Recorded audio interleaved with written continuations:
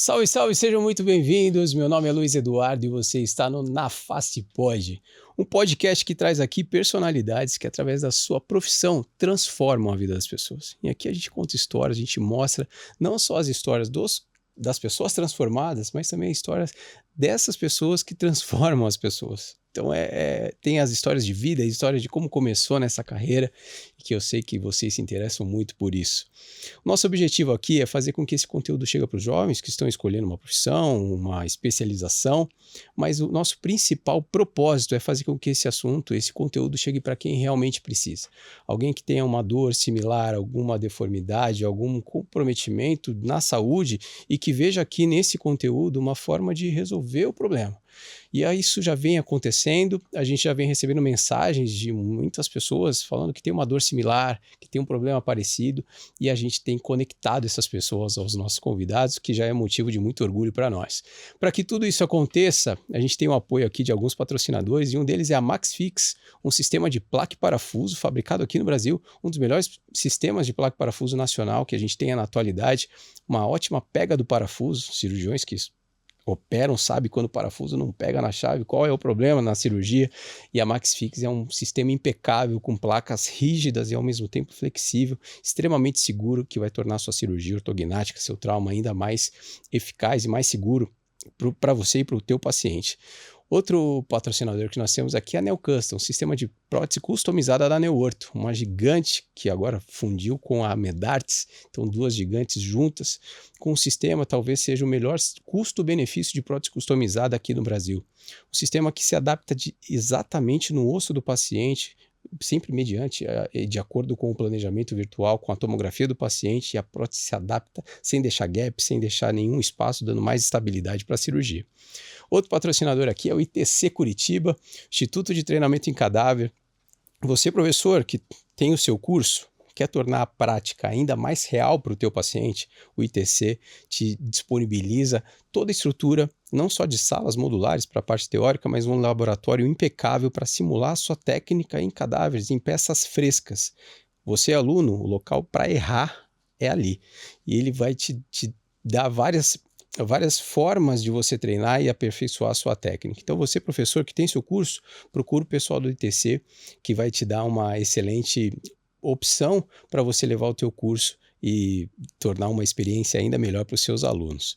Outro patrocinador que nós temos aqui é a Capim, um sistema, o software para clínicas odontológicas, para consultório odontológico. Então você, dentista, que é um sistema completo para a sua clínica, para fazer a gestão dos seus agendamentos, gestão do seu consultório, a Capim tem. Além disso, faz a gestão financeira. Sabe a maquininha para passar o cartão, cobrar os tratamentos, os produtos que você tem dentro do consultório? A Capim também fornece isso.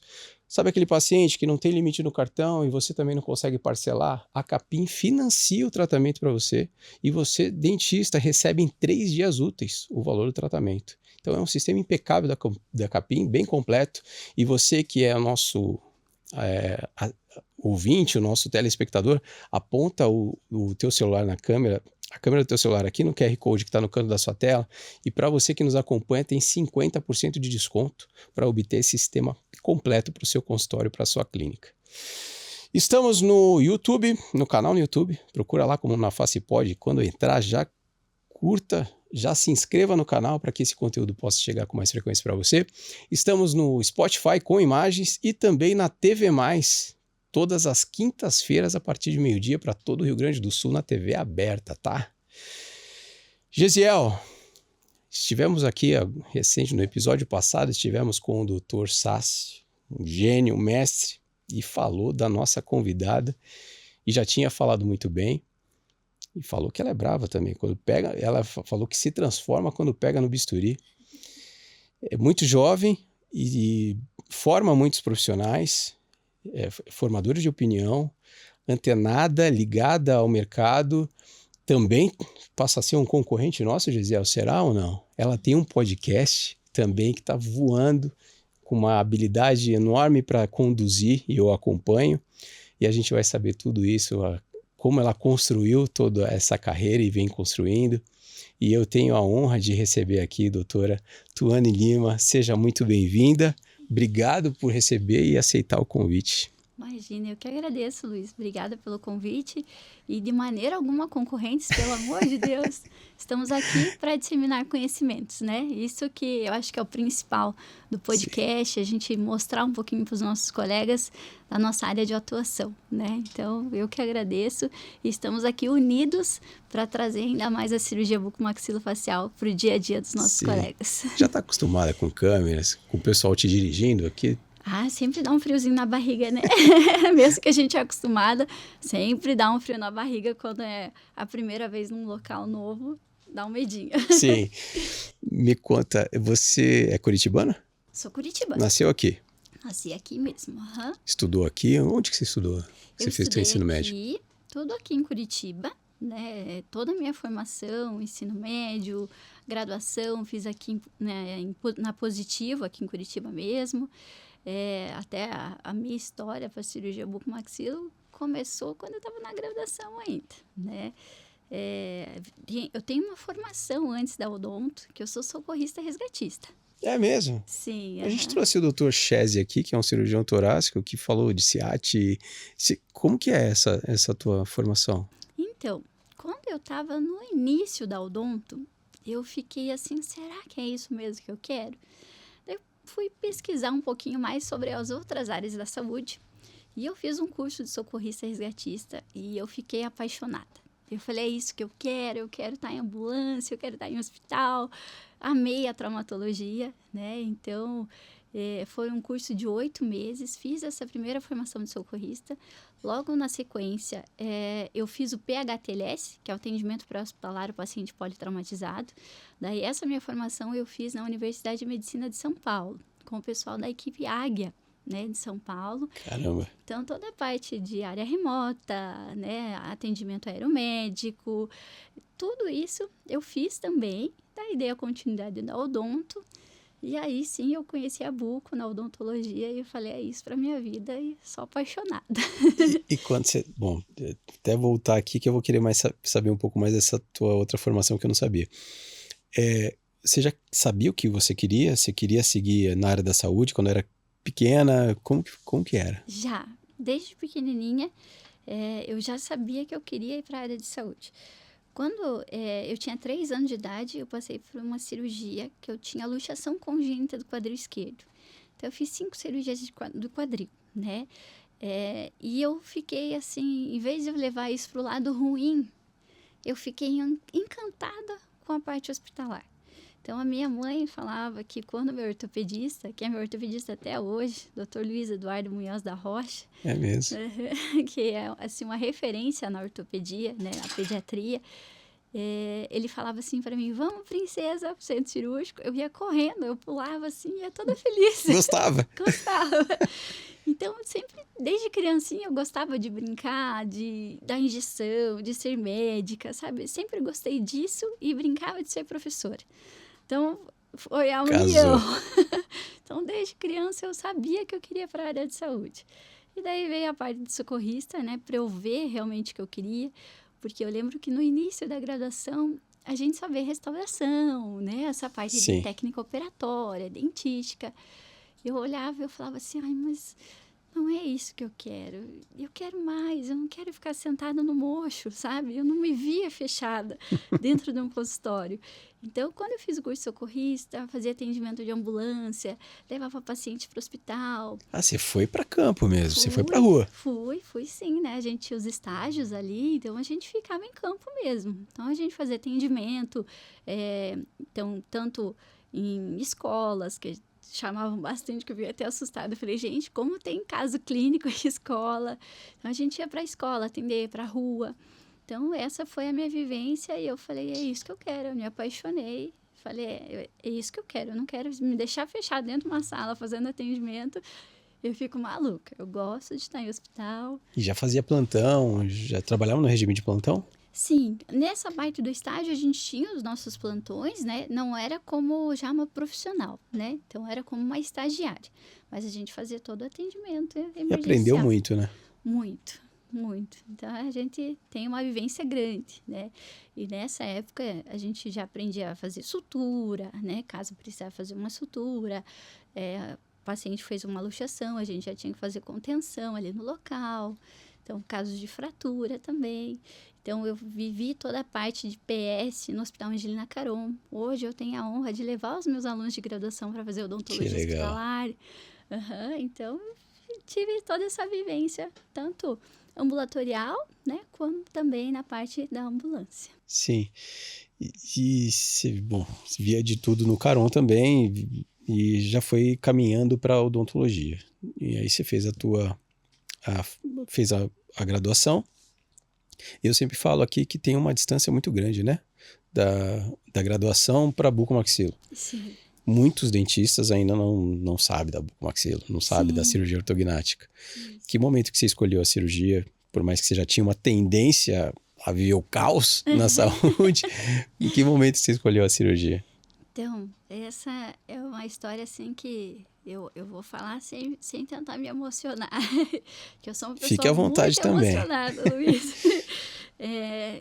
Assim, como eu comentei, né, eu vim da parte de socorrista, eu chegava na faculdade até com uniforme de socorrista, porque eu fazia a faculdade à noite, porque eu ficava das 7 às 7 de plantão lá no Angelina Caron, então eu saía correndo, chegava na UP, né, lá na Universidade Positiva, às vezes eu ia com o próprio traje de socorrista mesmo, já avisava os professores, vou chegar um pouquinho atrasada porque eu tô vindo do plantão.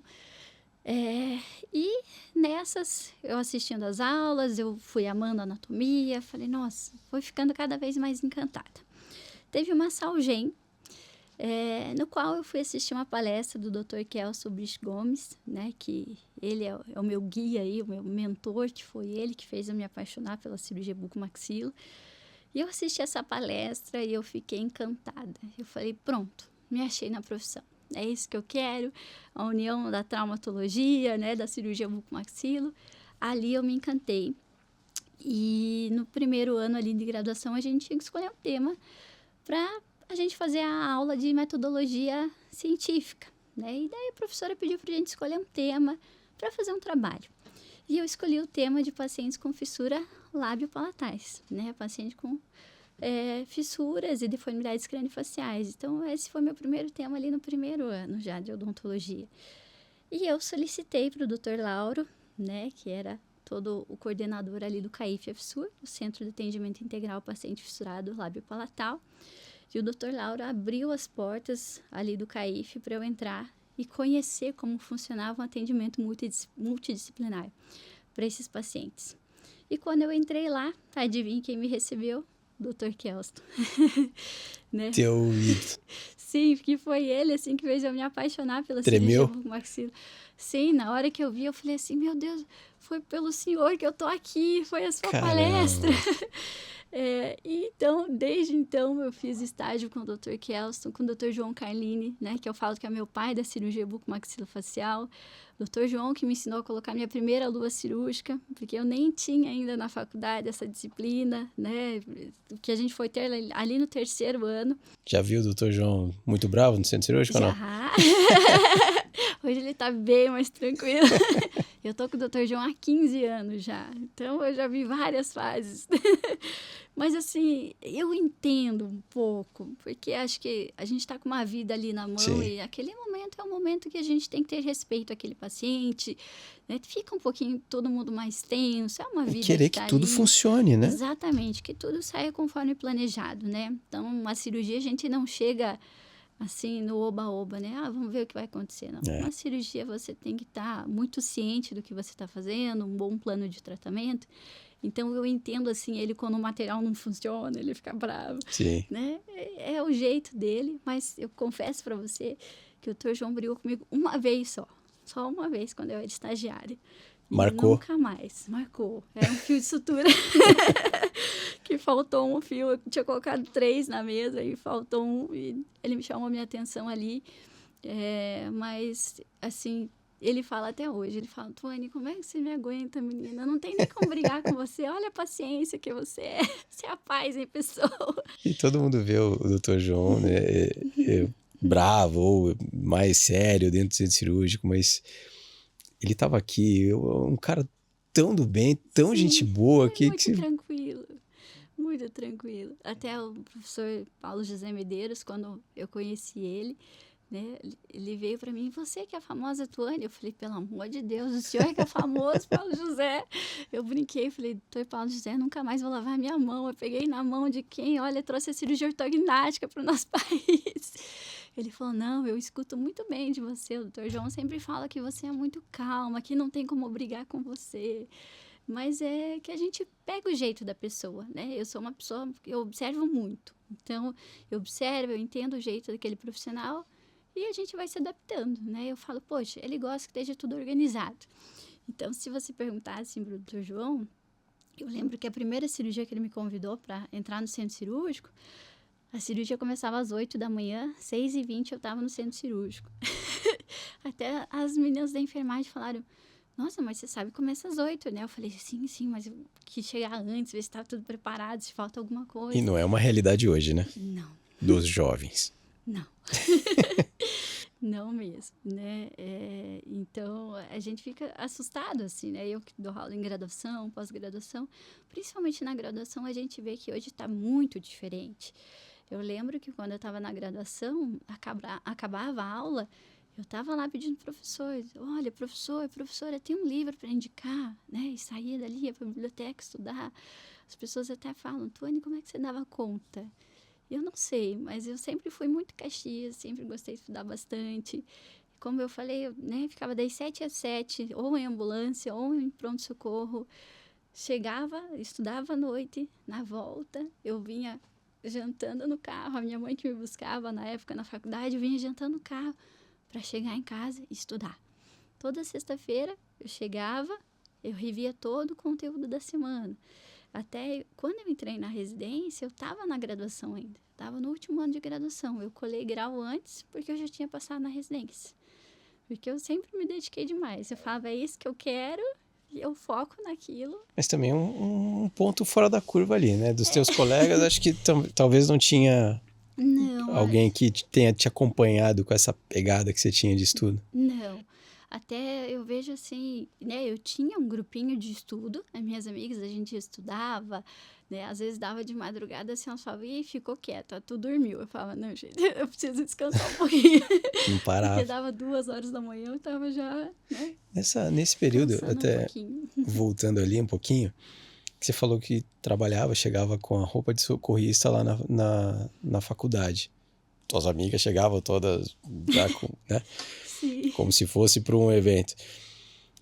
Esse período que você fazia tudo isso era porque você queria aprender com a rotina de resgate, da urgência, ou porque realmente precisava trabalhar para ajudar? Os teus pais ajudaram na época? Como que funcionava?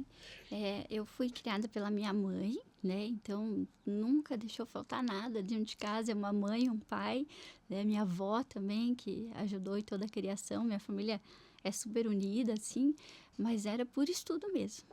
Totalmente por estudo. Todo esse comprometimento, toda essa garra, você queria... Bom, você focadíssima, né? Já que sabia o que queria. Já sabia o que queria. Até o Dr. João, ele brincou na minha banca de TCR, né?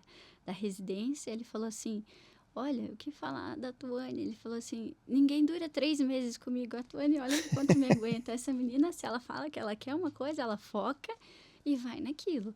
E realmente, foi a minha vida inteira, assim. Eu falo que a minha vida inteira foi estudar. Eu não sei fazer outra coisa.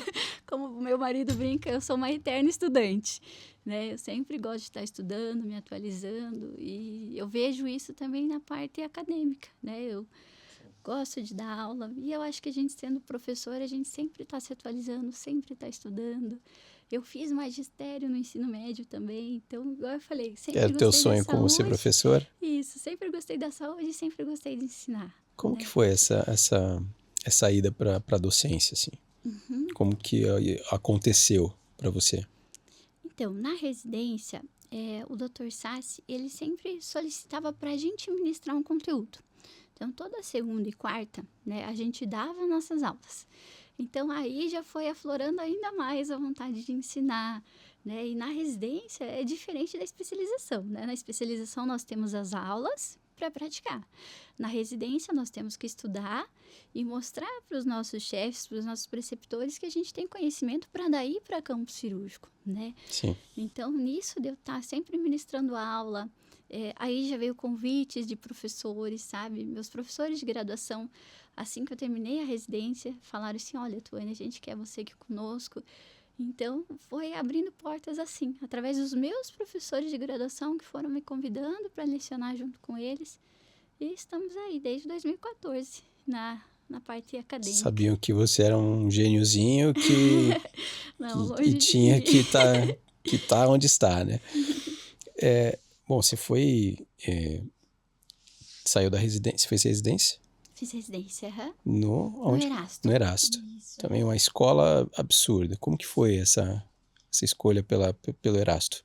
Então, eu sempre gostei muito de cirurgia e patologia, né? Eu brincava assim que nas aulas de estômato, os meus colegas falavam assim, Tuane, como é que você entende estômato? Era assim, chegava a semana de provas, fazia aquela rodinha ao redor, né? Mas é que eu sempre gostava de estudar, igual eu falei, eu sempre chegava para a professora, qual livro você indica? Então, o livro do Neville, se você perguntar para mim, Tuane, sabe se no Neville tem tal coisa? Tem, na página tal, no canto direito, porque eu já li tantas vezes Meu Deus. o Neville, que eu falo que é a Bíblia da patologia, né? Então, eu sempre gostei de patologia e sempre gostei da cirurgia. Então, quando eu pensei em qual escolha de hospital, eu falei, o Erasto. E o Erasto, eu fiz, só tentei prova lá e, graças a Deus, consegui passar de primeira, porque eu pensava, gente, o que vai ser de mim se eu não fizer cirurgia? Eu tô perdida, não vejo eu em outra área, né? Então, tive a honra de aprender com o Dr. Sassi, com toda a equipe do Erasto, que o Erasto é uma escola de vida. Eu falo que eu saí uma excelente profissional, mas a parte de humanismo, quando a gente está dentro do hospital oncológico, triplica. É diferente, né? É muito diferente. A gente dá valor a muita coisa. A gente para de se queixar de qualquer coisa, sabe? Às vezes eu vejo assim as pessoas, ai, nossa, porque, ai, o meu cabelo. Eu falo, agradece que você tem saúde, que você tem cabelo. Porque é um hospital que a gente passa muita coisa. Eu digo assim que para quem saiu de uma faculdade, já entrou no hospital oncológico, a gente vê muita coisa. Muita coisa. Isso mexe muito com a gente, né? Você tem contato com o paciente na entrada ali? Como que é? Sim, os pacientes que vêm para patologia, tanto bucomaxilofacial ou para cirurgia de cabeça e pescoço, eles sempre passam na triagem com a equipe da bucomaxilo. E até eu vou te contar um pouquinho assim, qual foi a minha dificuldade nessa parte da onco. Como eu comentei, eu fiquei durante 7 anos, fiz estágio voluntário 7 anos no CAIF Afsúrio, né, com a equipe do Dr. João Carlini. Então, para mim, eu estava acostumado a criança vir com a deformidade crâniofacial, nós fazemos a cirurgia reconstrutiva e devolver aquela funcionalidade, né? Que também não é fácil lá. O pessoal, Não. tudo que você vê lá no CAIF não é leve, né? Não, é uma escola de vida também. Sim. Né? A gente vê situações de crianças com a fissura, com fissuras em face extensa, que vem desde a região lateral de órbita, nasal, cavidade bucal, criancinhas sem nariz, sem orelha. Então, é uma vivência muito grande, um aprendizado muito grande. E uma das coisas que me marcou muito naquele hospital, no CAIF, foi que as crianças entram no centro cirúrgico para nós, né? Nós todos paramentados com EPI, e uma vez eu estava na rua e uma criança passou e falou assim, mãe, olha, é a minha doutora, eu reconheci pelos olhinhos dela. Meu Deus. Então, Arrepiei aqui. isso marca muito a gente. E eu nem era mãe ainda, e aquilo já mexia muito comigo, e hoje como mãe, então, meu Deus. Uma vez eu ouvi de um paciente falando assim, eu como mãe, eu quero te agradecer por você ter sido uma mãe por todas essas crianças. Então, isso não tem preço. Que presente. Isso não tem preço algum. E como eu estava com essa visão de os pacientes virem, a gente fazer a reconstrução, a criança sair, e a gente se emociona muito. Ela sair, conseguir falar palato, sapato, que pra gente é algo tão simples. E pela primeira vez você ouvir aquela criança falar sapato, palato, Você se emocionar e chorar junto Sim. ali com aquela criança, isso assim é magnífico. É um tratamento longo, né, É um dos tratamento fissurados. longo. Sim, uma criança, eu falo que eu tenho um respeito gigantesco pelos meus pacientes, que a maioria dos pacientes que eu atendo são pacientes com deformidade craniofaciais e pacientes oncológicos. Eu falo que eles têm total meu respeito, porque eles passam batalhas de vida muito extensas. Um paciente com fissura bilateral, em média, ele vai passar por 13 cirurgias reconstrutivas. 13. 13. Então, é um paciente que a gente acompanha desde a parte gestacional, quando ele chega para nós, né, com a mãe, chega com essa notificação que a criança tem uma deformidade craniofacial e a gente faz o acompanhamento dessa criança. A primeira cirurgia vai ser com 3 meses de idade, que a gente chama a regra dos 3, né, 3 quilos, 3 meses. Passou por essa primeira cirurgia reconstrutiva, que vai ser o fechamento da comunicação. Porque pensa, essa criança ela não consegue nem receber o aleitamento materno. Né? Para ele é tudo difícil, a gente tem que orientar essa mãe como amamentar, porque essa cavidade nasal com a cavidade bucal é comunicada. Então, o risco dessa criança ter uma broncoaspiração é muito grande. Então, ele passa por essa cirurgia, daí vem conosco na área da cirurgia bucomaxilar, com 7, 9 anos, fazer a cirurgia reconstrutiva do processo alveolar, né? Então, a gente faz um enxerto alveolar e esse paciente vai ficar conosco até ali o restinho da vida dele, quando precisar de uma cirurgia ortognática, de um implante dentário. Então, a gente acompanha esse pacientinho desde bebezinho até idoso, né? Então, são pacientes que ficam para a vida. Sim. E uma diferença muito grande dos pacientes que, assim, guardar as devidas proporções da complexidade dos casos, também são histórias também pesadas que você vê no Erasto, né? Sim, sim. E principalmente na triagem você deve ver de tudo, né? Sim, a gente vê muita coisa, assim. Até falando dos pacientes fissurados, nós fazemos técnicas reconstrutivas extensas, que eu tive a honra de palestrar na Itália em 2018, é um convite, demonstrando a técnica cirúrgica de fechamento de comunicação bucosinusal, utilizando o retalho pediculado de língua e o retalho do músculo temporal, né, que é técnica essa realizada com toda a equipe do Dr. João Carlini, que eu lembro que a primeira vez que fui entrar numa cirurgia dessa, eu lembro que eu falei para o Dr. João, nossa, que medo, que nervoso. Ele falou, eu também tô. Eu falei, meu Deus, se o senhor, com mais de 30 anos de profissão, né, tá com medo, imagine nós, meros mortais, né? Mas são cirurgias extensas, reconstrutivas, que eu tive o convite de ir para a Itália palestrar e demonstrar um pouquinho dessa técnica cirúrgica. E quando a gente, né, vai lá para o Erasto, que a gente trabalha com oncologia, eu lembro que o primeiro choque para mim, assim, que aquele dia eu chorei muito, muito, muito, muito. Foi, assim, um dos dias que eu mais chorei na minha vida. Foi na minha primeira semana de Erasto. Chegou uma paciente, no meu primeiro dia de atendimento, que ela já não tinha membros superiores e inferiores por tumor. Teve que fazer amputação por tumores. E ela chegou para nós e eu tinha que avisar ela que ela ia passar por um procedimento de glossectomia parcial porque ela estava com uma lesão em língua. Então, aquilo para mim foi muito difícil. Foi um choque já inicial ali. Sim, porque, igual eu falei, a gente estava acostumado a reconstruir e entregar essas crianças para os pais, né, com a reconstrução, com o fechamento da comunicação.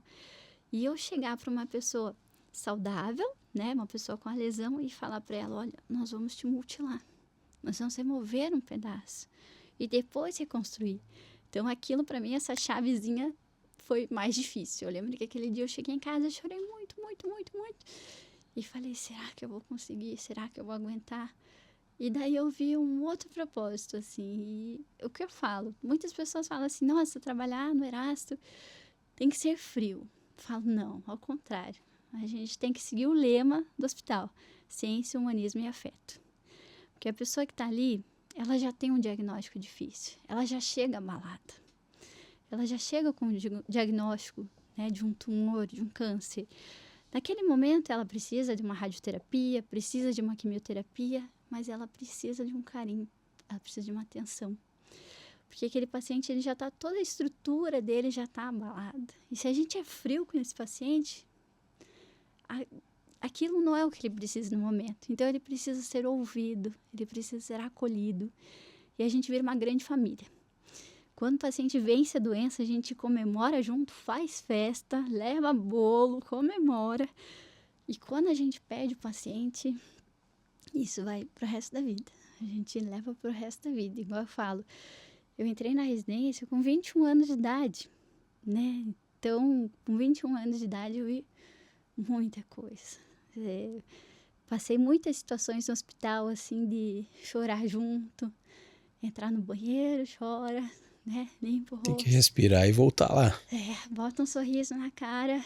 E o que eu mais ouvia no hospital era assim: nossa, doutora, você sempre tá sorrindo. Você sempre chega feliz, sorrindo. Porque os nossos problemas são tão pequenininhos, né?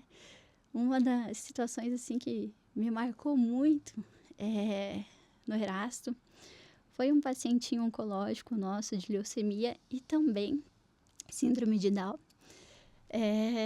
E esse pacientinho hoje já tá maior que eu, já tá um moço. E um dia eu fui visitar ele, fazer todo o nosso acompanhamento, e ele pegou na minha mão e falou assim: tia, você espera o coelhinho da Páscoa comigo? Eu com a minha agenda lotada, eu só olhei assim para minha secretária, eu falei: cancela a minha agenda. Aconteceu alguma coisa, doutora? Aconteceu. Eu vou esperar o coelhinho da Páscoa. Meu Deus. E eu passei Esperou? a tarde. Passei a tarde lá com ele e foi assim uma tarde super feliz para ele, e para mim foi uma tarde inesquecível. E sempre que ele me via no hospital, ele vinha correndo, tutu, e pulava em mim, às vezes caía nós dois no chão. A mãe dele falava: meu Deus, você derrubou a doutora. Dele: é meu abraço de urso. Isso não tem preço. E todo dia lá. Todo dia lá. Nos teus, a gente fala, né? A gente tá vivendo uma era que os casos bonitos todo mundo posta e é maravilhoso. E as intercorrências estão aí, as notícias ruins estão aí. Sim. Como que você geriu tudo isso? Porque você falou que não foi fácil, né? Já Sim. chorou, já era um desequilíbrio que você precisava encontrar o equilíbrio naquele momento tão jovem, né? Sim. Como que você geriu tudo isso? E eu falo isso, pergunto isso, porque acho que para as tuas alunas, para os seus alunos, fica mais fácil, né? Que você fala todos os dias. Mas tem muita gente que está vendo, que está começando agora, que está entrando nesse mundo. E o que você poderia orientar esse povo que vai passar por isso? Sim. Uma frase que eu levo muito, que eu brinco com todos os meus alunos de graduação, sempre no final de algumas aulas eu brinco que é o momento Ouro Verde FM, que eu sempre passo uma mensagem motivacional e conto um pouquinho da minha história, porque às vezes as pessoas olham assim pra mim, porque eu não sou muito de falar assim, né? Eu faço minhas coisas quietinha, eu não sou muito de postar, ficar aparecendo. Eu falo que eu trabalho com a área da odontologia da dor, né? Que não é uma área instagramável, né? Não é uma área bonita. Mas o que eu falo é: seja só uma outra alma humana a tocar aquele paciente, sabe? Não é fácil, mas você está ajudando naquele momento de dor. E eu acho que quando você ajuda uma pessoa no momento de dor, aquilo você leva para o resto da vida, e essa pessoa também. Como eu sou professora de odontologia hospitalar também, e eu vou levar eles para o hospital, e eu tenho a grande oportunidade de levar eles para o Erasto, que foi minha casa de formação, né? Graças ao Dr. Sassi, que abre as portas para eu levar meus alunos lá. Sempre que a gente vai para lá, eu passo algumas orientações prévias, né? Então, uma das orientações que eu passo parece algo simples, mas vestimenta, não vamos de preto. Preto remete a luto. A gente está no hospital oncológico. Respeite, escute aquele paciente, porque vocês vão ver que aquele paciente ele vai te tratar com tanto carinho. E eles falam assim: meu Deus, prof, o paciente lá, ele ganhou uma bala, ele vem e pergunta para você se você quer aquela bala. Eles ficam assim admirados, sabe? E o que eu falo para eles é assim: a gente nunca sabe quando é o último momento de alguém. Eu já tive paciente que eu fui atendi no leito, sentei. Era um paciente já que estava em cuidado paliativo, já estava ali porque ia virar óbito. Eu sentei, conversei com ele, perguntei se estava tudo bem, se ele precisava de alguma coisa. E ele conversou comigo, era um senhor já. E no que eu saí da sala para fazer uma prescrição, só de um enxaguante bucal para ele, né? Para orientar a higiene. No que eu volto, ele tinha ido a óbito. Questão de 3 minutos.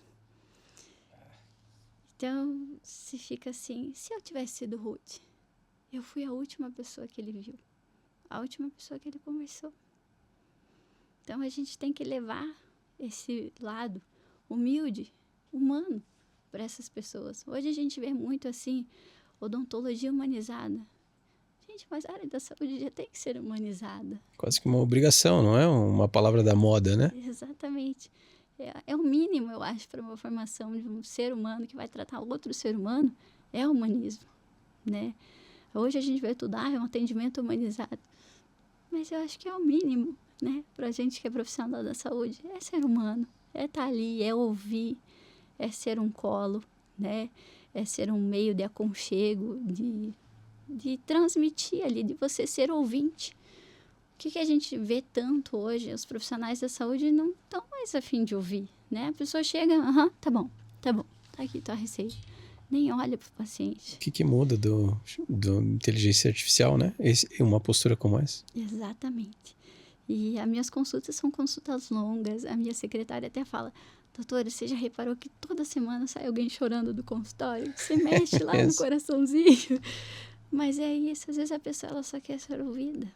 E ela tá com os medos dela, né? Sim, e eu falo, o paciente está te dando diagnóstico, o paciente está te contando tudo, ele está te falando, é só você prestar atenção, ele está com o diagnóstico ali, ele está te contando tudo. Ouça o paciente. Você teve, me corrija se eu estiver errado, acho que em uma das tuas postagens aí, que eu te acompanho há algum tempo, você falou sobre isso. E aí acho que explica muito a tua formação sólida, o quão estudiosa você é também. E você falou de um paciente que chegou para você, que você falou sobre escutar o paciente. Sim. Ele chegou com uma queixa, acho que era na língua, se eu não me engano. Exatamente. E você pediu um outro exame e acabou identificando uma outra patologia gravíssima que poderia comprometer a vida do paciente. Isso mesmo. Como que foi isso? Então, uma paciente foi encaminhada para mim, porque ela estava com uma lesão em borda lateral de língua e um aumento de volume em face. Achavam que era de origem dentária, né? Mas foram observar a paciente e viram que tinha uma lesão em borda lateral de língua. E falaram, olha, a gente não trata isso, mas eu vou te encaminhar. Quando essa paciente chegou, a gente começou a conversar. Eu vi que ela tinha uma lesão em borda lateral de língua, mas era por mordiscamento, não era nenhum sinal, nenhum sintoma que ela relatava para mim era referente à lesão em borda lateral de língua. Ela começou a me contar sobre dificuldade respiratória, né? Começou a falar sobre dores de cabeça constante, tontura, e tudo isso não foi batendo para a situação clínica em si que ela veio relatando para mim, que era a lesão em borda lateral de língua.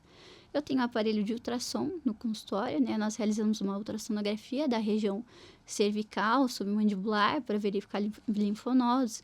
Em palpação também linfonodos, nada digno de nota, tudo dentro da normalidade. E o esposo dela falou, nossa, doutora, ela está tendo muita dificuldade respiratória. Será que é pela língua? Não tinha relação. Eu falei para ela, olha, eu vou te solicitar alguns exames laboratoriais e a gente vai fazer uma tomografia também de região cervical. E o que aconteceu? Ela estava com a ferritina totalmente alterada e ela estava também com ateroma em carótida. Então, que já estava comprometendo. Tudo isso já estava levando ela para um quadro de um AVC. Para quem não está familiarizado com isso, o que seria um ateroma? Vamos falar de uma maneira simples, como se fosse um meio de obstrução arterial, né?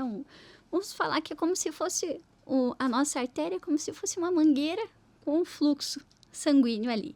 E estava como se fosse uma pedra naquele caminho, um pé pisando naquele tecido que não deixa a irrigação para o outro lado.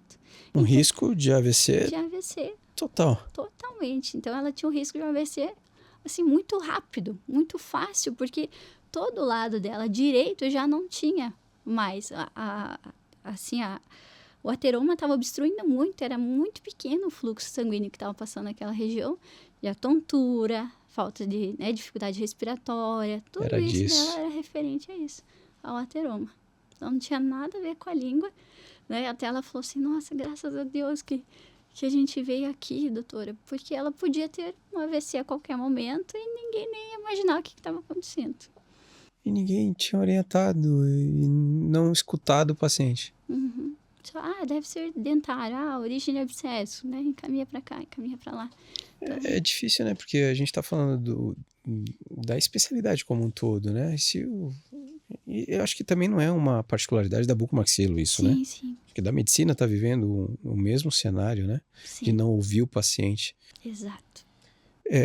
Bom, você teve toda essa história, essa trajetória. Acho que você queria mais do que os outros. Você sempre teve essa noção de que você queria dos teus colegas que estavam na mesma situação que você. Você tinha essa noção de que você queria mais do que os outros? Fazia mais do que os outros?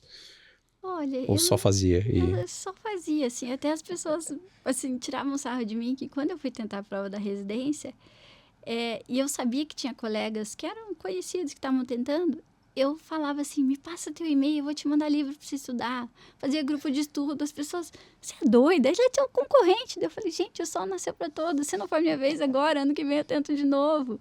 Né? A gente está aqui para isso. As pessoas estão vendo, você é doida, né? Você está ajudando teu concorrente. Eu falo, mas não é concorrente. Se eu não passar agora, não é meu momento, depois eu tento de novo. E, assim, nunca foi uma competição, sabe? Acho que é do meu jeito mesmo, desde criança. Você tem uma luz diferente aí também. Até falando de concorrência, você foi para o mercado de trabalho. Em algum momento, você teve que sair da residência, aí você via de tudo no Erasto. Quando você terminou a residência, por mais que você tinha indicação de muitos dos seus professores, muitos saem da residência sem nada, né? Sim, sem nada. Não sei se foi a tua realidade. Como que foi a tua saída da residência para o mercado de trabalho? Quando eu saí da residência, né, eu tive a honra de já ser convidado pelo Dr. João para fazer parte formalmente da equipe. No dia da minha formatura da residência, ele falou assim, Tuane, esse é um convite oficial, né? Você sempre está aqui com a nossa equipe, nos auxiliando. Hoje eu quero te convidar para ser a minha cirurgiã auxiliar, né? Então, já saí com esse mega convite. Teve professores que já tinham me inscrito em hospitais, né? Meus primeiros hospitais que eu fui cadastrada foram os professores da residência que me indicaram. Então, eu já tive essa assim... Como é que eu posso falar? Eu não sei nem como explicar. Mas eu fui honrada, assim, de já ter esses profissionais que me guiaram, assim, e falaram, tá aqui, né? Então, eu já saí tendo o Dr. João já para trabalhar, já voltei para o CAIF, então eu já continuava com a minha rotina, né? Claro que na parte, quando você abre o teu consultório ali, porque quando você está na residência é dedicação exclusiva, 3 anos, domingo a domingo, dentro do hospital, então você sai assim um pouquinho perdido, você fala, gente, será que eu vou ter clientes? E vem muita indicação, né? E o hospital abrindo portas. Então, hoje eu sou cadastrada em 6 hospitais aqui em Curitiba. Então, vem bastante. A gente pensa que não vai dar certo, mas as coisas vão fluindo. Mas você também construiu isso, né? Sim, Então, sim. foi todo o sangue que você deixou ali desde a época de faculdade, você acabou colhendo isso, né? E também não é uma realidade para a maioria dos jovens que estão indo para o mercado de trabalho, né? Sim. E hoje, assim, se fosse considerar você saindo hoje, vamos considerar tudo bem que não sei se você é um bom exemplo para isso, porque você era um ponto fora da curva, mas se você estivesse indo para o mercado de trabalho agora, uma pessoa que escolheu a odontologia, fez a bucomaxilo, está indo para o mercado de trabalho, o que você faria hoje para entrar no mercado de trabalho sem essas indicações que você teve, que você conquistou por mérito, sem a vivência de um hospital, sem a vivência de ter tanto conhecimento de patologia? Vamos colocar as pessoas normais. Como que você iria para o mercado hoje? Eu falo que a gente não pode já pensar que vai saindo fazendo cirurgia grande, né? Eu sei que quando a gente está na especialização, na residência, a gente já quer sair operando coisa grande, né? Eu já quero sair fazendo 3 ortognáticas no mês, né? A gente já quer pensar grande. Não é assim, né? É o que eu falo, faz o básico bem feito. Faça fazer remoção de terceiro molar bem feito. Não adianta, o ganha-pão do cirurgião bucomaxilo do dia a dia é remoção de terceiro molar, né? Então, vai conversando com os colegas, fala, olha, né, eu fiz minha especialização, estou à disposição para fazer remoção de terceiro molar no seu consultório. Eu acho que você vai fazendo um network, vai, né, dando a cara a tapa para você ir conseguindo conquistar sua clientela, demonstrando para os seus colegas a sua área de atuação. E hoje, com as redes sociais, né, igual eu falei, eu sou um pouco tímida de ficar falando, até as pessoas puxam minha orelha. Mãe, você sabe tanto e não fala, fica quieta na tua, né? Hoje eu acho que com as redes sociais ajuda muito, né? As pessoas começarem a falar mais, contar um pouco sobre situações clínicas, falar um pouco do seu conhecimento. Eu acho que tudo isso vai tendo uma clientela, né? Alguns anos atrás, as pessoas pediam o nosso currículo, né? Hoje elas pedem nossas redes sociais. Sim. Então, Tem que estar lá, né? Tem Não que tem estar jeito. lá.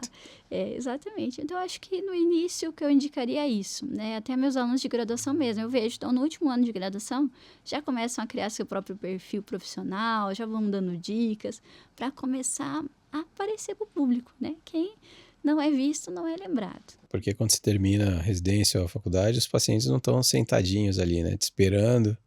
Que vocês já saem pensando na recepção, como vai ser a decoração no consultório. Sim, sim. E acaba se frustrando, né? Eu tive colegas que fizeram faculdade, que já saíram abrindo consultório e se frustraram, porque no começo ninguém conhece a gente, né? Sim. E a gente vai construindo aos pouquinhos, é uma escadinha, né? A gente vai construindo cada dia. E até quando, né, você comentou ali dos colegas de graduação, se tinha diferença, o pessoal da minha turma brinca, eles falam assim, meu Deus, a mais quietinha da turma foi para a área mais bruta, porque da minha turma inteira só eu escolhia buco. E eles falam assim, mesmo. meu Deus, a mais quietinha foi para a parte mais doida, mais bruta. Sim. Até nessa parte de vocês passam a ser, vocês se formam como um cirurgião e quando vai para o mercado de trabalho vocês se veem como um gestor. Sim. Por mais suporte que vocês tenham, por mais ajuda que tenha, mas você se vê administrando uma empresa que precisa dar lucro, que precisa pagar as contas, está gerindo pessoas. Sim. Como foi para você essa parte? Essa foi péssima. Mas também foi todos que vieram aqui. Eu sou horrível para isso. Eu sou horrível. Eu já fiz muita cirurgia de graça porque tinha vergonha de cobrar. É mesmo? Sim. Eu sou péssima para isso. Para conselho de ser uma empresária, eu sou horrível. Né? Eu falo que o meu negócio é operar, mas não sei passar valor, não sei nada. Eu sou horrível. Deixo tudo para minha secretária, porque ela fala assim, doutora, meu Deus, o paciente veio aqui e falou assim, eu pago quanto você quiser, você cobra mais barato que o outro ainda. Porque eu não sei, eu sou péssima para precificar. E a gente não é treinado para isso, né? Igual eu falei, eu vim da faculdade já fui para a residência, nunca precisei cobrar. Porque na faculdade a gente não é ensinado a cobrar. Na residência, no hospital filantrópico, a gente não cobra, né? Daí eu fui para o mestrado, fui para a sala de aula e assim, eu nunca soube gerenciar, eu sou bem horrível. Então, eu contratei um profissional só para cuidar dessa parte de pessoa jurídica, sobre precificação, tudo, porque eu sou péssima. Eu falo que meu negócio é um bisturi. Conta, não é. Você só queria operar. Só queria operar, exatamente. Aí se vê conversando com convênio, tem que solicitar, justificar, aí cobrar. Precificar é difícil, né? Sim, é muito difícil. E acho que todos que passaram por aqui, a gente tá no qual episódio, Gisele? Chegando aos 50 já? E todos que passaram por aqui têm esse mesmo, desde os experientes até os jovens, sempre teve essa mesma dificuldade. E agora entrando um pouco mais na especialidade, você sempre muito antenada, né? E assim que surgiu a ROF, você já estava lá envolvida nisso, né? Eu já te acompanhava, até na época que a gente estava fazendo alguns eventos de ROF, você estava sempre no meio. E você já estava pronta para a ROF. E aí teve chegando a ROF com a parte cirúrgica, e aí veio um boom de profissionais fazendo ROF também. Como que tá esses pacientes hoje? Porque teve muita gente começando e testando em pacientes reais, né? Sim. A gente fala de TC aqui, de treinamento em cadáver, tá tudo, ali é o momento de errar. Mas teve muita gente testando em paciente. Como que estão esses pacientes hoje? Tem voltado muita complicação? Você tem recebido isso? Sim. Inclusive, eu entrei no mundo da ROF por causa de complicações. Em uma semana, eu recebi 13 pacientes de complicações de ROF, de uma mesma profissional. No Instagram é tudo lindo. Vou tudo falar nomes, não, tô brincando. Não. Deus o livre. No Instagram é tudo lindo, tudo maravilhoso, mas veio 13, assim. Eu falei, gente, tem alguma coisa errada, né? Então, eu comecei a corrigir.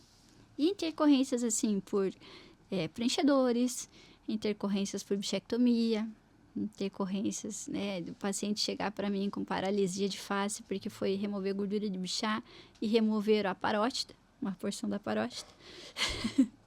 Então, o paciente estava com a paralisia porque pegou porção do nervo facial e estava com um cisto em parótida, né? Porque foi uma cirurgia de 4 horas que tentaram remover a gordura de bichá.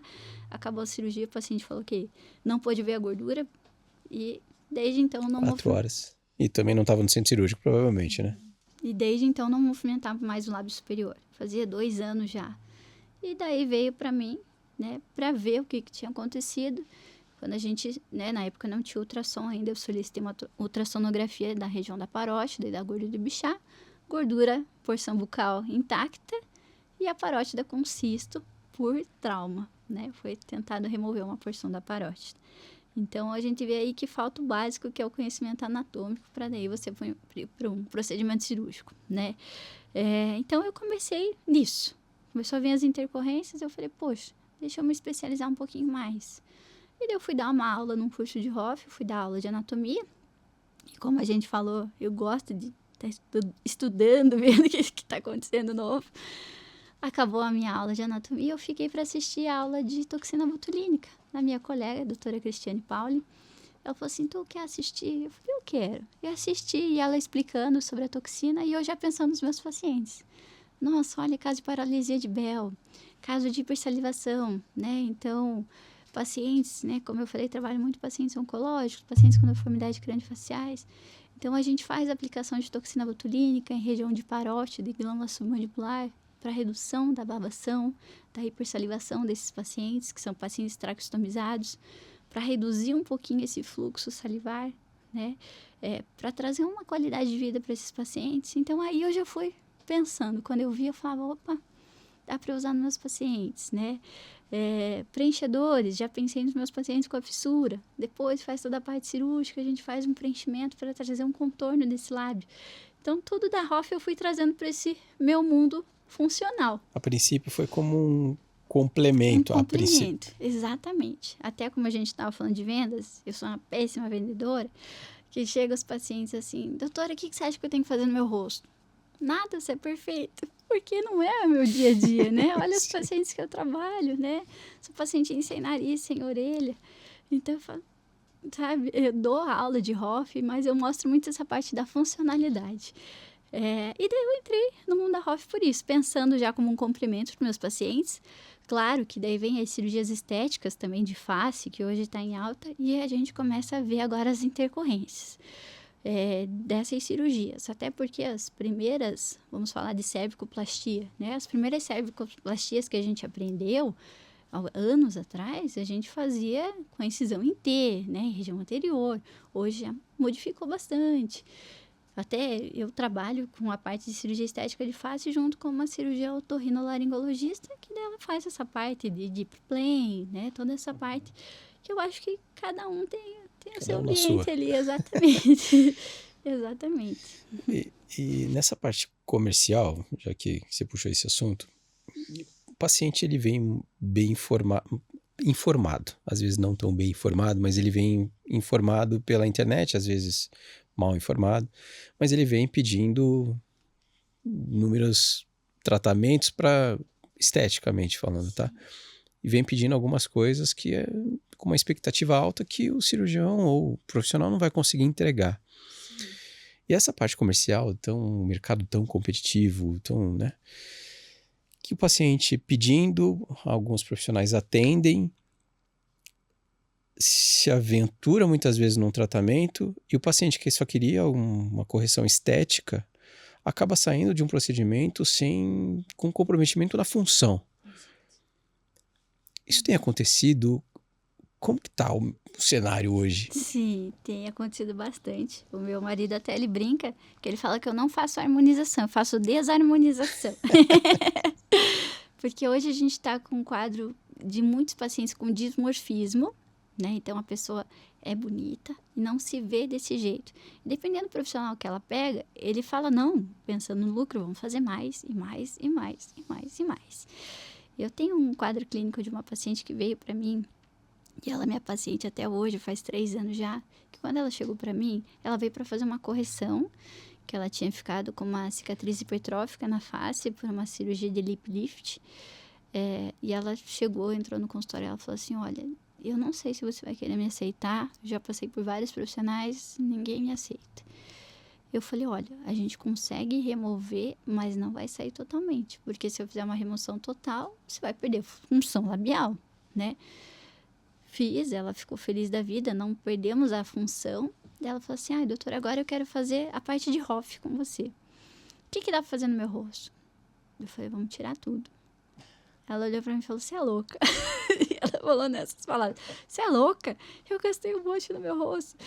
Eu falei, não. Eu fui fazendo ultrassom e contando, né? Olha, você tem isso, aquilo, aquilo. Ela até falou, nossa, você tem uma máquina da verdade aí, que você sabe tudo que eu tenho no meu rosto. Eu falei, não, vamos tirar tudo. Eu falei, daí a gente começa do zero. Resumindo, faz 3 anos que eu atendo ela, nunca colocamos um ácido hialurônico nela. Ao contrário, a gente removeu tudo. E ela fala assim, hoje eu me enxergo quem eu era antes. Ela falou, a sintonia do profissional leva a gente para um lado também. Ela falou, eu num profissional que toda semana ele fazia preenchimento. Não é todo mês, toda semana. Ela tinha 7 ml no lábio. Meu Deus. 23 ml de ácido hialurônico no malar. Então, né, assim, ela já não tinha mais uma face harmônica. Mas é porque a profissional falava, não, vamos colocar mais, colocar mais. E hoje a gente tirou tudo. E ela só faz acompanhamento. E como que é o procedimento para tirar a hialuronidase? Hialuronidase, isso. A gente faz a hialuronidase, né, que é uma enzima que degrada o ácido hialurônico. E a gente faz guiado através da ultrassonografia. Então, nós colocamos ultrassom, né, e com a cânula a gente vai vendo exatamente onde tem o ácido e faz a degradação daquele material. Claro que para essa paciente que tinha muito ácido, foram 3 sessões para a gente remover todo o ácido, né? Porque a hialuronidase a gente faz um teste antes, porque ele é um material muito alérgico, né? Então a gente utiliza de uma maneira mais, vamos dizer assim, mais segurança, né? Vamos trabalhar mais sessões do que tentar tirar ali tudo de uma vez. Então a gente vai trabalhando em sessões. Essa absorção do ácido hialurônico, que falam que fica lá, se bem otimista, você vai ficar 8 meses com o ácido hialurônico lá, com o lábio do jeito que ela queria, o grande, enfim. Essa absorção, ele absorve mesmo? Não Ou não vai absorve sair totalmente? 100%. E isso que fica lá a longo prazo? Sim, ele, claro que não vai ter aquele volume, aquela ação que tinha antes, né, de volumizar, de trazer o contorno, ele não vai ter aquilo para sempre, né? Ele, com o passar do tempo, ele vai degradando. Mas tem casos, estudos clínicos que a pessoa tem 4 anos já que realizou preenchedor e você faz um exame de imagem e ainda tem, né? Claro que não vai ter a mesma projeção, o mesmo volume que tinha anteriormente, mas sempre fica restícios ali de material que foi utilizado. Isso, quando é ácido hialurônico, hialuronidase resolve. E o tal do PMMA, ainda se tem encontrado um pessoal com PMMA aí? Sim, por isso que o ultrassom é um grande meio de ferramenta, né? Eu falo assim que a ultrassonografia é importante para nós, igual a tomografia para o implante dentário, né? Que é importante a gente ter essa análise, o ultrassom é a mesma coisa.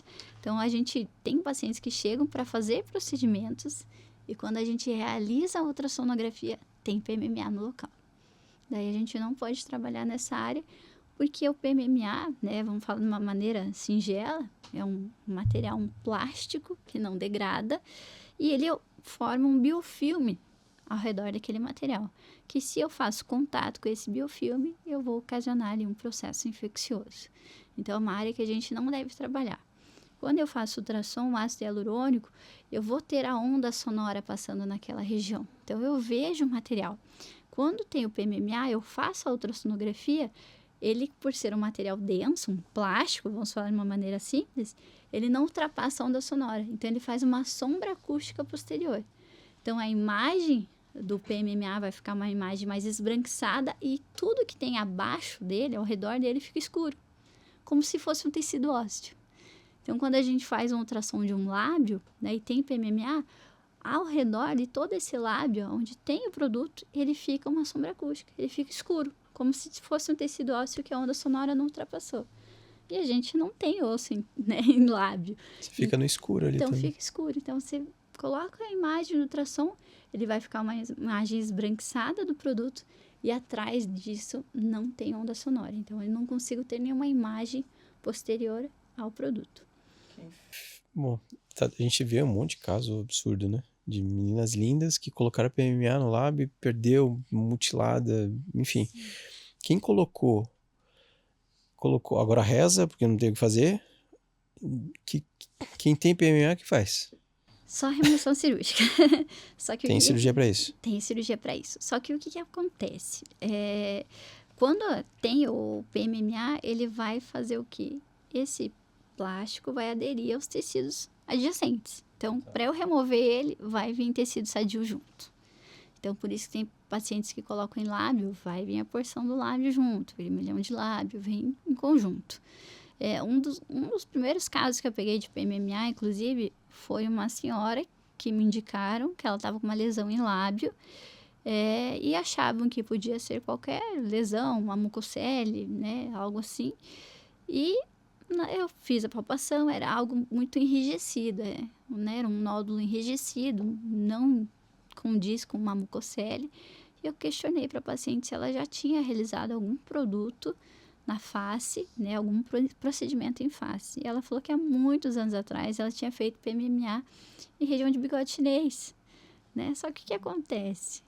Tem até propagandas hoje, influencers que falam assim, PMMA é para quem sabe o que quer. Então, se você Tem gente que defende ainda? Se você é decidida, faça PMMA, que é um procedimento duradouro, né? Mas o que acontece? A nossa face vai ter um envelhecimento, né? Nossa órbita, com o passar dos anos, a gente vai tendo reabsorção desse tecido, começamos a ter bolsas, porque o músculo orbicular dos olhos é um músculo fino, vai ultrapassar a gordura. Então, a nossa face vai envelhecendo. E você colocou aquele produto, ele não vai acompanhar o envelhecimento da face. Então, aquele malar que era bonito com 20 anos, lá com 50, 60 anos, vai ficar ali, o restante não acompanhou. É a mesma coisa que a gente pensar numa senhora de 80 anos com silicone de 20 anos, né? Não combina, porque ele não vai acompanhar. Então, o PMMA não é para quem sabe o que quer, né? Como tem propagandas. Muito pelo contrário, né? Ao contrário, né? Porque quando você quer fazer remoção, você tem que fazer excisão cirúrgica e vai vir tecido adjacente em conjunto. Então, se alguém oferecer, corra. Corra que tem muitos riscos. Ainda tem gente oferecendo. Tem gente que oferece. Eu conheço profissionais da saúde que foram pacientes e fizeram. Tá brincando. Aí tá lá com você consultando para retirar. Que falaram assim, nossa, mas a pessoa é boa, ela é conhecida e tal. E acho que não vai dar nada. Né? Tem o conhecimento e foi fazer. Então, a gente tem que ter os cuidados. A gente está falando do PMMA injetável, né? A gente hoje está vivendo uma era também dos implantes customizados em PMMA. Uhum. Esse também tem risco, não um risco cirúrgico, mas tem esse mesmo comprometimento dos injetáveis, ou esse ganho de volume, ele rígido, ele é menos nocivo? Ele vai ser uma indicação diferente, né? Então, os riscos são diferentes, igual como é utilizado PMMA na ortopedia, né? Para algumas cirurgias reconstrutivas, não vamos englobar ele todo com uma parte ruim, né? Importante deixar claro isso, né? Para quem ofereceu o PMMA para ganho de volume, não é o mesmo, né? Exatamente, não é o mesmo. O que a gente indica, né? Eu vou fazer uma prótese facial. Daí evita colocar um ácido hialurônico sobre essa prótese futuramente, né? Até porque a pessoa que vai colocar uma prótese, ela já está ganhando o volume desejado. Então, o que a gente orienta é de evitar fazer procedimentos injetáveis em cima do material que foi utilizado, por causa desse biofilme, como a gente comentou, né? Então, a gente pede para evitar futuramente mexer em cima da região. Perfeito. A gente estava falando, piscou, já foi 1 hora quase de conversa e a gente tem um monte de coisa ainda. A Antonella tá dormindo. Tá dormindo, hein? Bom, você construiu a tua carreira e em algum momento eu até brinquei aqui falando que você era minha concorrente porque você tem um podcast. Como que foi a criação desse podcast? Que momento que você pensou em fazer? Podcast foi tudo ideia do meu marido. Porque assim, na graduação, né, eu tinha a minha grade de aulas e estava chegando a época de provas e eu falei pro meu marido, né, pro meu esposo Paulo, falei, nossa amor, tá faltando hora de aula para eu querer dar mais conteúdo para os alunos, queria fazer algo de revisão para eles. Daí ele falou assim, por que você não grava umas aulas? E eu gravei assim, pensando nos alunos ali da graduação, gravei aulas de revisão de anatomia, revisão de farmacologia e coloquei no YouTube e explodiu, né? Quando a gente foi ver, tinha lá 1 milhão e pouco de visualizações e pessoas mandando mensagem para mim. Nossa, eu adorei o jeito que você ensina. Eu tive alunos que se inscreveram em graduação por causa da minha aula, né, do YouTube. Que eu falei assim, nossa, gente, que honra. Eu achei que era um negócio tão simples que eu só quis ajudar os alunos ali em sala de aula e foi viralizando.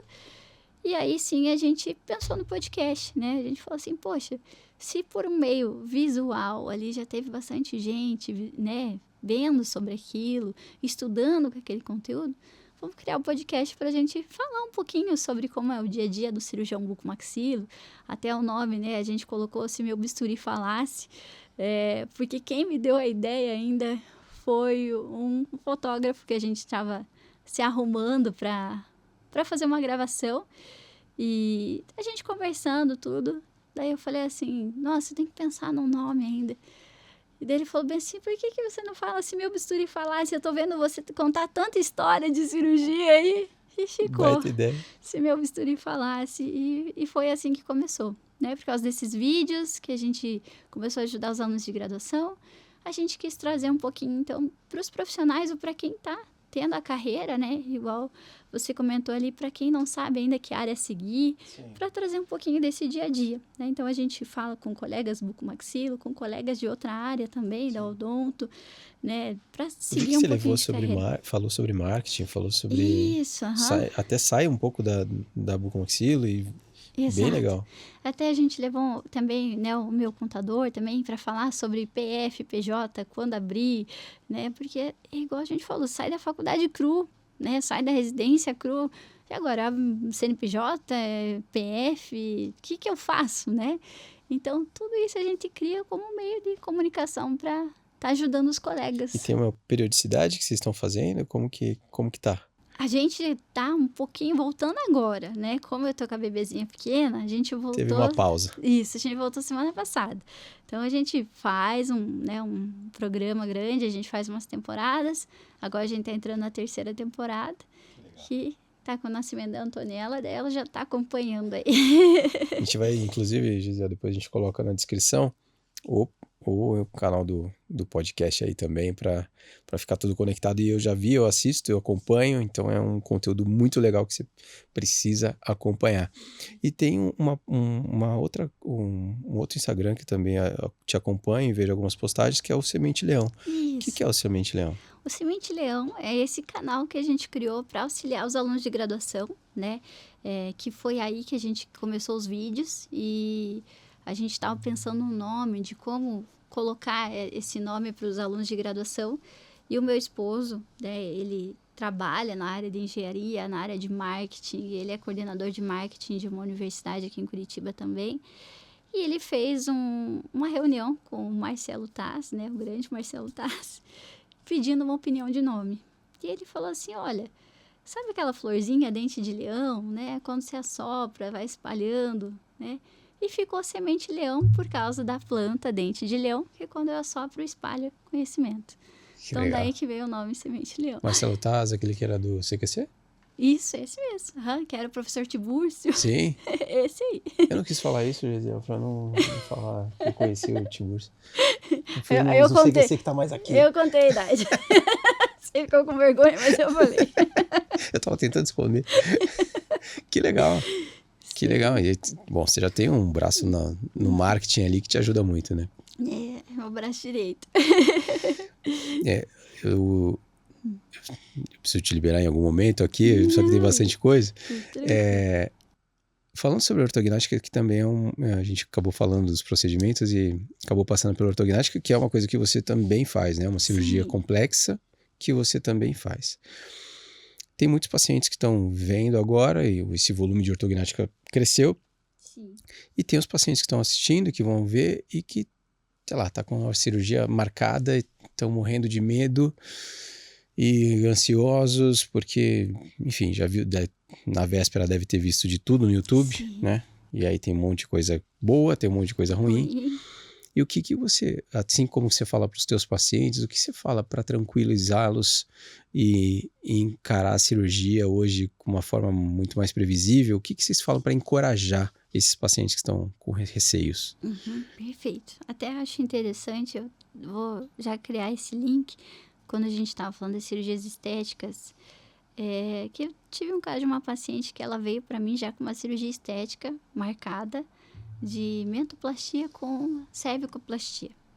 E ela falou assim, ela veio no consultório e falou, olha, doutor, eu vim porque te indicaram, mas eu já tô com a cirurgia marcada, eu vou fazer uma lipo de papada, uma cervicoplastia e uma prótese de mento. Mas eu queria a sua opinião, né? E a gente começou a conversar nisso, de escutar o paciente, realizei a ultrassonografia dela, e a gente viu que ela tinha gordura supraplatismal e subplatismal, no qual só uma lipoaspiração não traz resultado. Sim, é indicada a cervicoplastia nessas situações clínicas, mas eu perguntei para ela, como que é a sua parte respiratória? E ela falou assim para mim, nossa, eu não respiro.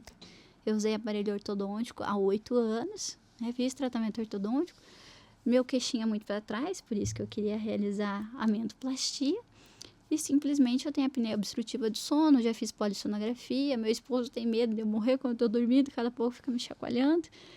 Ela falou, mas eu nem sabia que tinha solução isso. Então, olha só, uma queixa principal do paciente, a apneia obstrutiva do sono, paciente classe 2 de Engel. Essa foi uma das palestras... Classe 2 é o queixo lá para trás, isso, né? retrognato, queixinho para trás, isso mesmo. Que essa foi o tema da palestra que eu fui ministrar agora no Congresso Internacional de Ortodontia, a convite do professor Paulo José Medeiros, que quando me ligou fazendo o convite para palestrar, meu coração saiu assim pela boca. Eu falei, Você palestrou em inglês? Sim, em inglês. Em Roma e no Rio de Janeiro foi em inglês. Que é isso? Pera aí, guarda essa informação que eu vou querer saber mais. E eu falei exatamente sobre isso, né? Sobre hoje a estética está muito em alta e a gente esquece a parte da funcionalidade. E quando eu falei para ela sobre a cirurgia ortognática, que tem a indicação para trazer a função além da estética, eu falo que a estética é um bônus que a gente ganha na cirurgia ortognática. Ninguém vai para ortognática só pensando em beleza, né? A gente vai por função.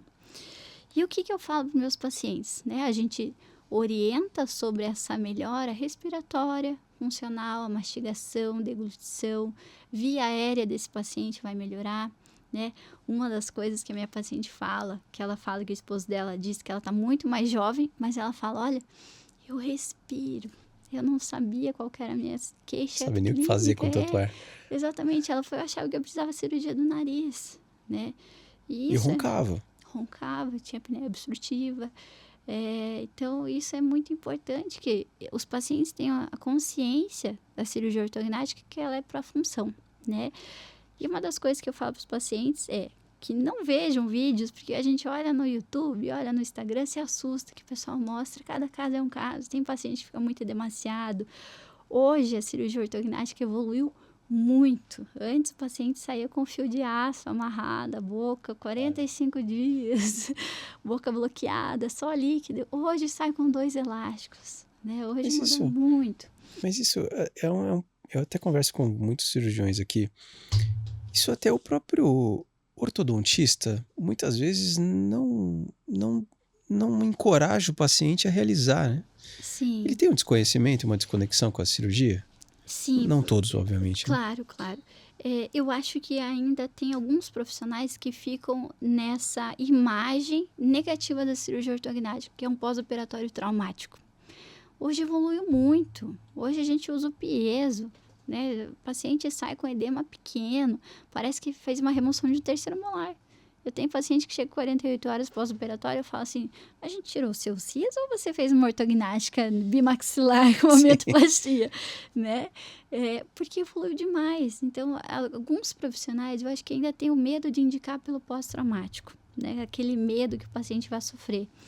E eu falo para os pacientes, a primeira semana de um pós-operatório é a semana do arrependimento. Você fala assim, por que eu fui inventar isso? Né? Eu estava bem, estava tudo normal. O que sente o paciente? Na primeira semana pós-operatório, a alimentação vai ser mais líquida, né? É normal quando a gente trabalha em maxila. Como eu vou segmentar a maxila da cavidade nasal, na região C maxilar acumula um pouquinho de sangue nesse tecido, então o paciente fica com um pouquinho de dificuldade respiratória. Pela intubação nasotraqueal, a garganta fica um pouquinho irritada, né? Parece que você está iniciando um resfriado. Então, é aquela semana do resfriado. Nariz trancado, garganta ardendo, não consegue comer direito. É a semana do arrependimento. Passou aquela semana, ele fala assim, nossa, devia ter feito antes. Mudou a minha vida. Agora eu respiro melhor, eu me alimento melhor. Então, sempre a gente passa essa orientação, né? Que os primeiros dias, qualquer cirurgia nunca é fácil. Né? A primeira semaninha é a semana que a gente fala, pra que eu fui inventar? Depois, sai com ódio da doutora Tuane. Depois fala assim, nossa, devia ter feito antes, porque melhorou toda a parte funcional, a parte estética. E anos atrás, a gente não tinha o planejamento virtual da cirurgia, né? Realizava em modelo de gesso, um articulador semiajustável, fazia a cirurgia ali. Então, o paciente tinha uma ideia do que ia mudar.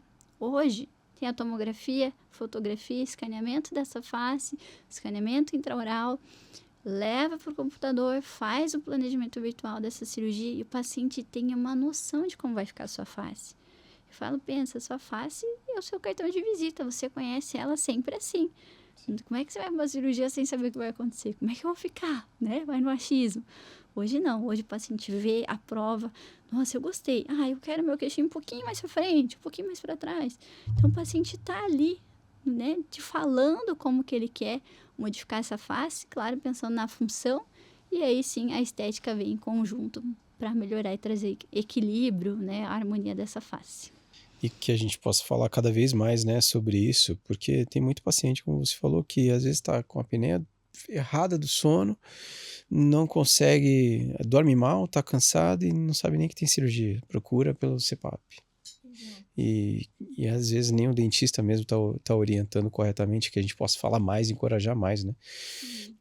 Para o paciente ter essa coragem de fazer a cirurgia.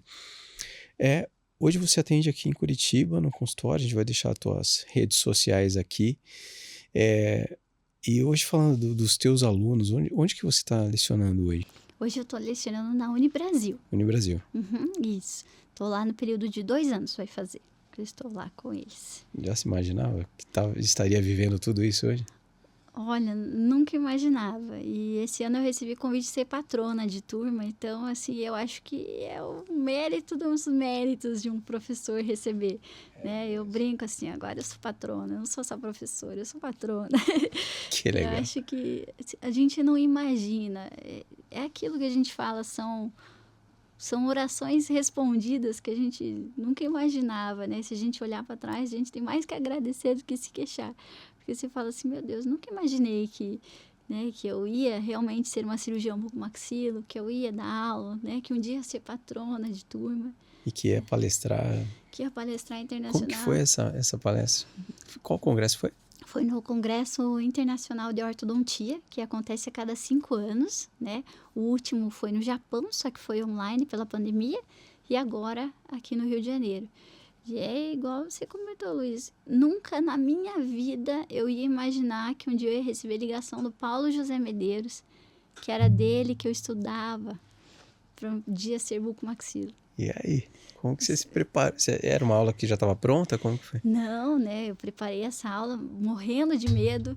Cada pouco o Paulo José falava assim, Tuane, estamos ansiosos pela tua palestra. Eu, professor Paulo José, eu tô morrendo de medo. Você não tá me acalmando falando isso. Eu tô morrendo de medo.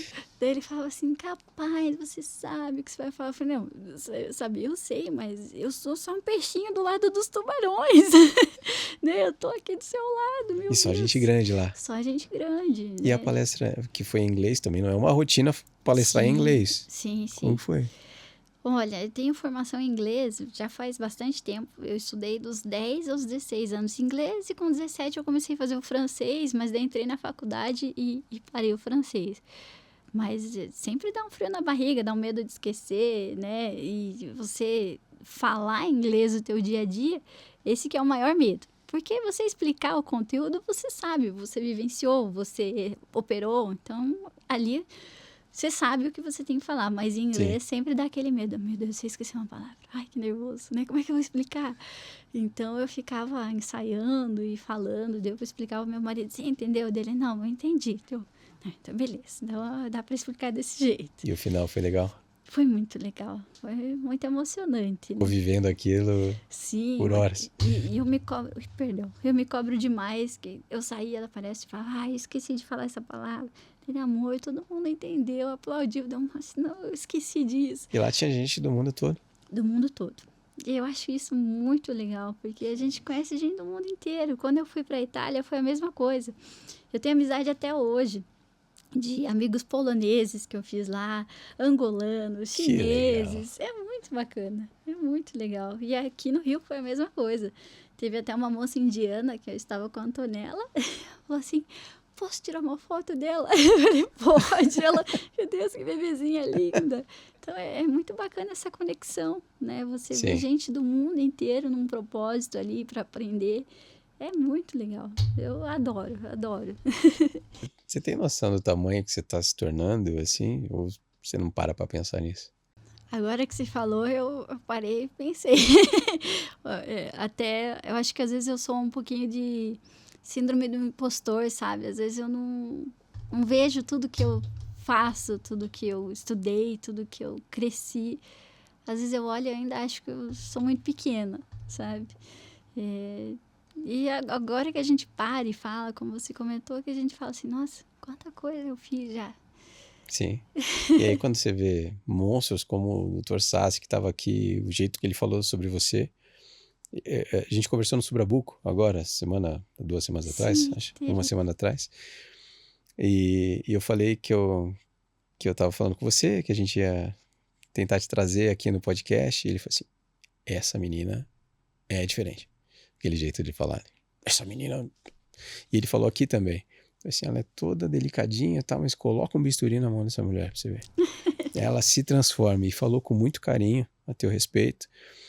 O Dr. Carline também falou com muito carinho a seu respeito.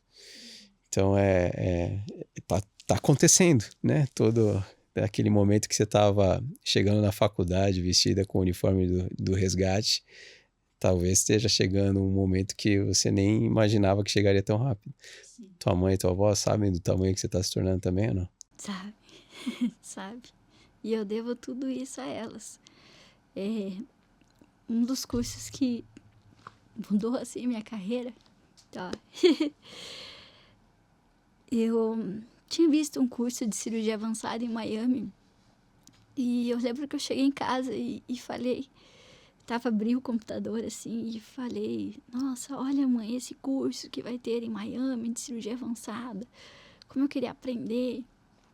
E a minha mãe viu que eu estava muito entusiasmada com aquilo. E ela falou assim, não, legal filha, mas não sei se a gente tem condição de você fazer esse curso. Eu fui para casa, passou umas 2, 3 horas, a minha avó chegou na minha casa. E ela falou assim, e aí Tuquinha, tá preparada? Preparada, vó? Já montou as malas, filha? Eu falei, do que, vó? Ela falou, a gente vai te ajudar, você vai fazer esse curso.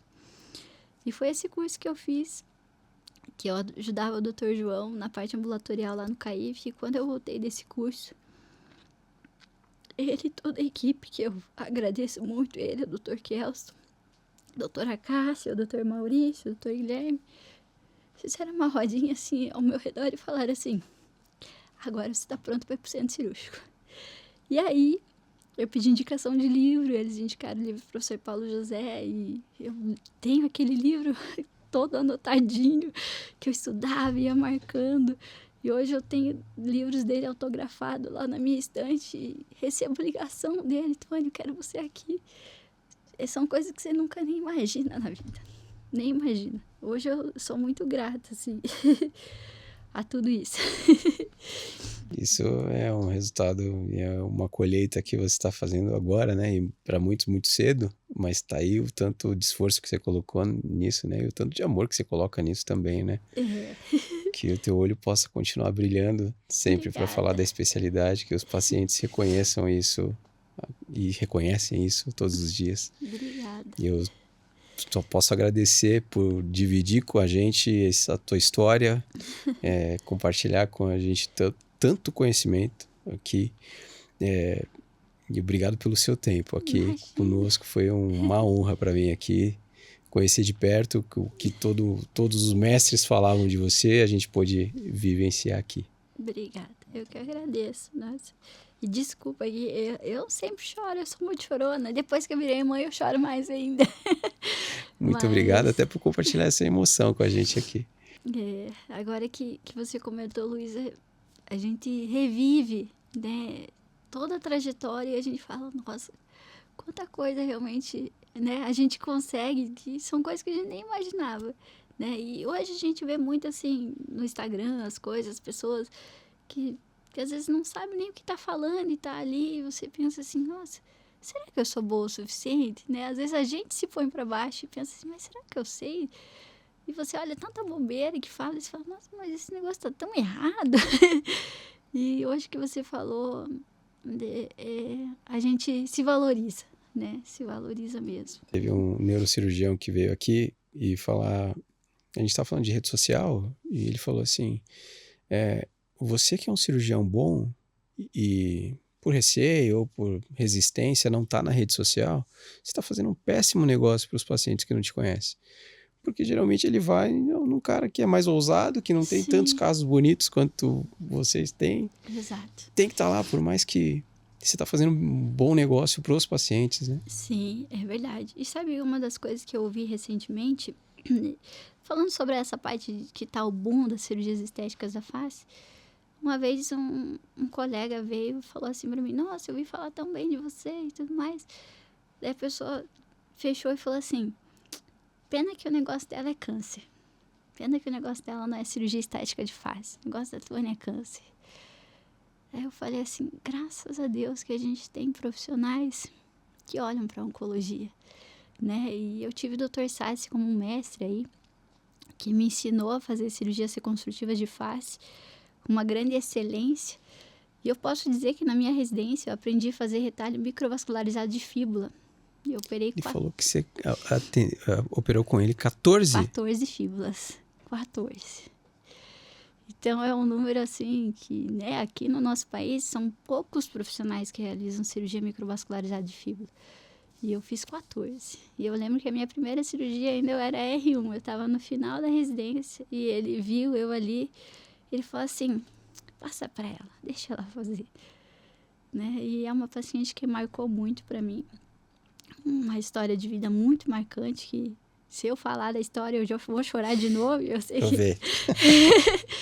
que o nosso tempo, né, já está curto, mas esse caso eu sempre mostro meus alunos e falo sobre aonde eu conheci o grande mestre que eu estava aprendendo na minha residência, que é o Dr. Sassi.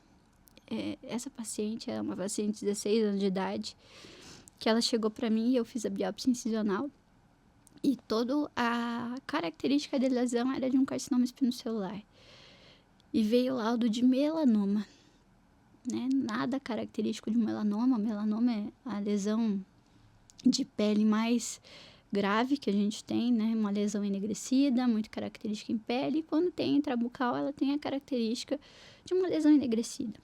E não tinha nenhum aspecto de melanoma. Era uma lesão exofídica, né? Com dentes com mobilidade, totalmente característico de um carcinoma espinocelular. Fiz a biópsia incisional, veio melanoma. Mostrei para o Dr. Sassi, ele falou: não tá batendo esse laudo. Nós fomos até a patologia lá do Erasto, conversamos com a patologista, pedimos uma imunohistoquímica, olhamos a lâmina junto com ela, realmente melanoma, um caso muito raro. E o melanoma, ele cresce muito rápido, assim, em dias a lesão ela se multiplica muito rápido. Então é uma cirurgia que a gente faz o planejamento clínico hoje, não pode demorar, porque mês que vem já não é a mesma lesão. Nesse intervalo que cresce. Sim, ela já triplicou de tamanho. Então, o caso dela era uma hemimandibulectomia, então a remoção parcial de mandíbula com esvaziamento cervical, uma cirurgia no qual entra a cirurgia oncológica de cabeça e pescoço para remoção tumoral, remoção da peça e esvaziamento cervical, e nós da bucomaxila entramos para a reconstrução dessa mandíbula, para a reconstrução dessa face, em conjunto com a equipe da cirurgia plástica e o cirurgião vascular para fazer a ligação dessa artéria. Então, é uma cirurgia de 13 a 16 horas. Uma cirurgia extensa.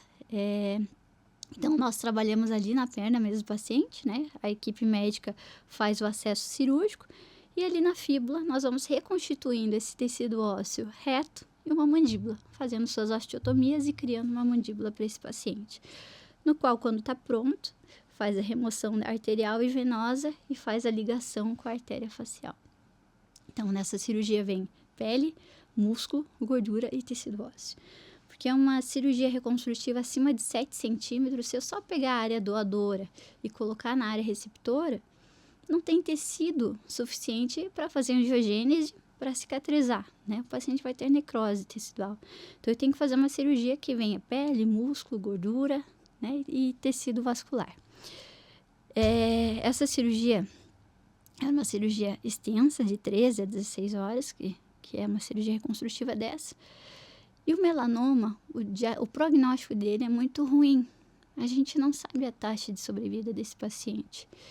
E quando a gente fez a reunião clínica, porque todas as equipes têm que estar de acordo para essa cirurgia ser realizada, eu lembro que nós da bucomaxila, estava eu, o Dr. Sassi, mais uma residente presente na reunião, quando nós falamos que estávamos de acordo com a cirurgia, um dos profissionais de outra equipe, da equipe médica, falou assim: eu não concordo.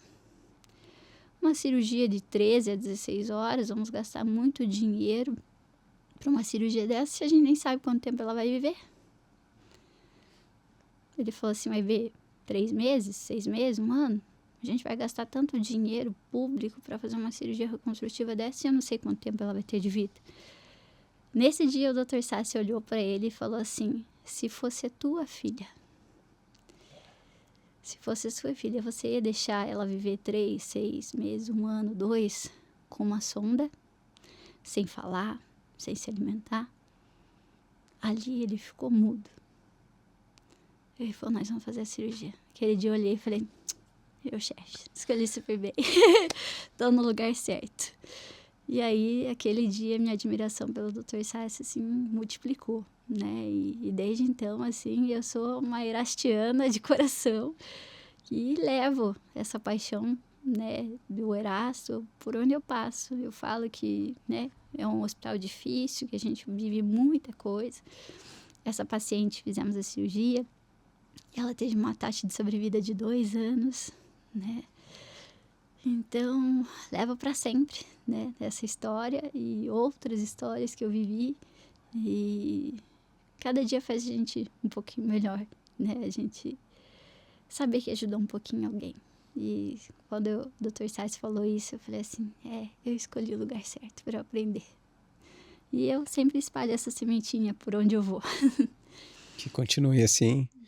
E que você possa inspirar cada vez mais pessoas a seguir esse mesmo caminho. Se alguém está na dúvida, te ver falar, a dúvida acaba e saiba que você está inspirando. Eu conheço, talvez eu esteja há bastante tempo, não vou falar do Tiburcio aqui, mas estou bastante tempo na área de saúde, há mais de 25 anos na área da saúde. E conheço muitos profissionais experientes aí que estão palestrando, que, enfim, que você também conhece. E poucas vezes eu vi um brilho no olho tão intenso quanto o teu e falando com tanto amor sobre a especialidade. Que assim seja sempre, né? Que saiba que você está inspirando muitas pessoas aí a seguir essa profissão. Que a gente possa ter mais conversas como essa e contar mais casos como esses. que vai ser muito rico para a especialidade como um todo. Muito obrigado pelo seu tempo. Eu que agradeço. E agora você vai participar lá do meu podcast. Que é isso? Papo ainda. A hora que você quiser. Não sei nem se eu tenho roupa para ir, Gisele. Capaz. Mas a gente vai estar à disposição. Não sei como que a gente pode contribuir, mas vai ser uma honra também. A casa aqui também vai estar sempre aberta para você. Muito obrigado.